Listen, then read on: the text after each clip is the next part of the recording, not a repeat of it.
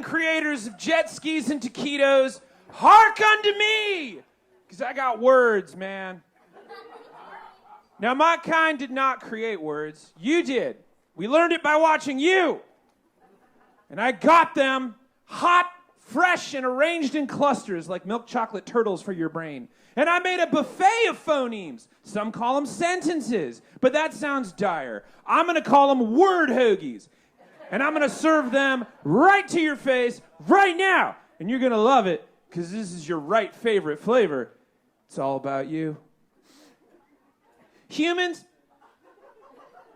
one of your greatest scribbly men and word merchants, William Shakespeare, noted in a word hoagie that you are noble in reason, infinite in faculty, the beauty of the world, the paragon of animals. And he also called you a fucking piece of work, man. That's not just high-priced verbiage either. That's the realist, uncut, unboxed, mint condition observation of your whole fucking deal. You're capable of great beauty, majesty, and art, and a pain in the fucking ass sometimes. Most of the time, actually. Lately, I don't know if you've been on the internet, but you all need a juice box. Like, you already got the Earth, man. It's yours. You claimed it. You stamped it, and it's owned by Disney. We can't top that. We don't have that kind of sponsorship. You want the ground? It's yours. Strap on your Moxie Beach bunnies and skate the planet, you crunchy rocket. You want the sea? You go crank out a Kawasaki and ride the waves, you ski dogs. You even conquered the sky, which used to be our thing. But like all things with you, once you see it, you gotta have it. And my kind has been kind of cool with it. I mean, we blog, but we're not like actively trying to stop you. Mostly because we all have miles we need to use. But just because nature has to deal with your nature, it's not going to stop us from critiquing you. And unlike some of my more primitive, unmannerly cousins, pigeons, I'm not going to just straight up drop a deuce on your car. I'm going to use my words. Now, I've been an active observer of the human condition for a while. Most active on TikTok. I mean, like, I'm not staking out coffee shops or anything. I'm not a beat poet. Who's got that kind of time? Fuck. I gotta watch shows before they're spoiled by an influencer whose whole job seems to be avoiding spoilers because they say it before every goddamn vid they post. If life is a highway, then the internet is every rest stop bathroom along the road, so you can't help but see what everyone else is thinking whether you want to or not. Grateful though I am because it's just words, not like actual shit on the wall, although sometimes it is because y'all really are a piece of fucking work.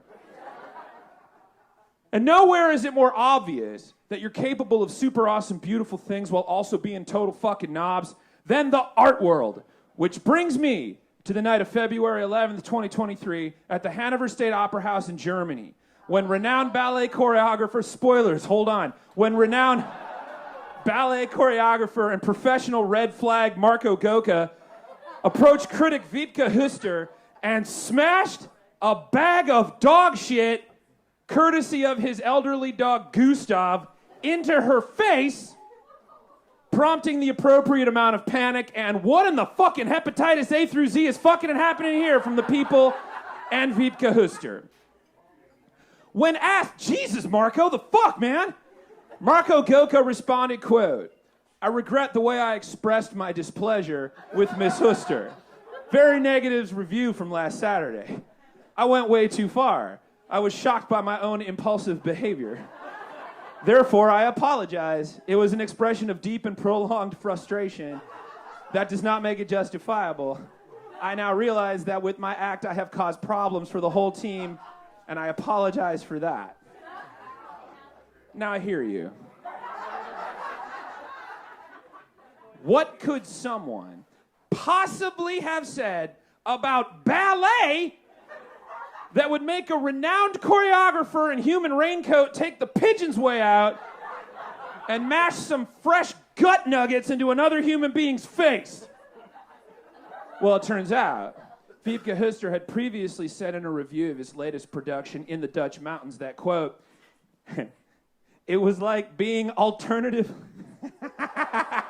It's so good. Quote, it was like being alternatively driven mad and killed by boredom. Only in German. which is a fucking boss take on anything, really. Even if I love the show, that's an amazing cluster of words.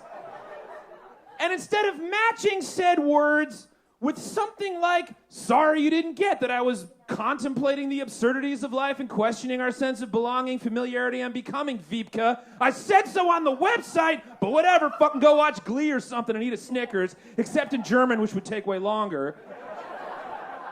Marco decided the best thing to do would be to wait for her in the lobby dressed like a supervillain's valet and smear a bag of his dog's hot and ready butt loaf on her face parts like a methed out makeup counter rookie at Macy's in the dog shit section. Ms. Hüster said in an interview that she was, quote, so stunned by what was happening that she began to scream, except in German, which somehow sounds more intense than just the simple act of getting an ass pie to the face. The artistic director of the Opera House, Laura Berman, said it left bystanders, quote, frightened he might do something else. And he has since been fired from his position at the ballet director. But is that nearly enough for a man so bold as to full fist a squishmallow of butthole jello into another human being's face just for talking shit? No! Turns out, it's not even enough to keep him out of the game, because the Hanover Ballet will continue to perform his work. In an interview, Ms. Berman stated that the Hanover State Ballet will continue to perform his work because his art should be viewed separately from his unjustifiable incident. Quote, I do not believe in cancel culture, she tossed in there, just to own the libs in German or whatever. And Marco Goecke will continue his position as the associate choreographer of the acclaimed Dutch company, the Nederlands Dance Theater, stating that, quote, his behavior was contrary to our values, but he apologized. Meanwhile, Wiebke Hüster had to literally wash dog shit off of her face, all because she had an opinion. Ms. Berman also said that Mr. Goecke's 3 years at the company he had no problems with his behavior. Quote, I never imagined he'd ever do something remotely like this, she said. Quote, in normal everyday life, he is extremely honorable, respectful, and empathetic. And yeah, of course, that's how he's at work. Anyone worked at Best Buy knows you're not a dick when Doug's on the floor. He sometimes lets you go home early. And even though Goecke did apologize, he then went on to say that, quote, newspaper critics should not write in a personal and hateful way, especially when theaters and opera houses are still trying to tempt audiences back after a pandemic shutdown and interruptions. Quote, I'm still not free of this anger, Goecke said. And then he went on to say, if I'd been a woman and the critic a man, this would have been seen differently. Somehow also walking directly into and kebabbing himself on another point. Humans, you're better than the rest of us, okay? You're capable of so much magic that even whales, the wizards of the sea, are fucking impressed sometimes. You've conquered existence to the point where you can reflect on it with great clarity and organization, while writing symphonies, sculpting great effigies to imagination, and conjuring godliness on earth. And yeah, that takes a lot of energy, precision, and smarts and hearts to do. Art is the ultimate expression of this existence in confusion. As you contemplate the absurdities of life and question your sense of belonging, familiarity, and becoming, noble in reason, infinite in faculty, the beauty of the world and the paragon of the animals indeed. But for real, fuck your art. You don't just get to goosh someone's face with dog chocolate because they didn't like your dances. That's something we do. You're a human, use your words. Either way, I love you. Good night. Chad, the bird.